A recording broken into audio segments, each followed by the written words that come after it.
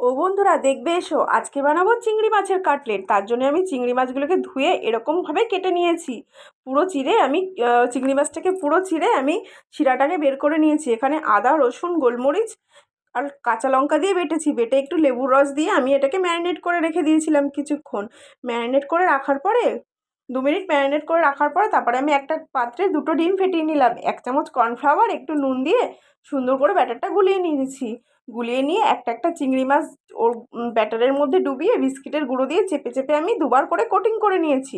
দুবার কোটিং করে নেওয়ার পরে এরকম চেপে চেপে সুন্দর করে শেপ বানিয়েছি। যেরকম চিংড়ি মাছের সাইজ হবে সেরকমই কিন্তু কাটলেটটা ওরকমই সাইজ হবে, খুব বেশি বড় হবে না। চিংড়ি মাছগুলো তো ছোটো ছোটো, তার জন্যে। তো আমি এরকম উল্টে পাল্টে সুন্দর করে লাল লাল করে ভেজে নেব।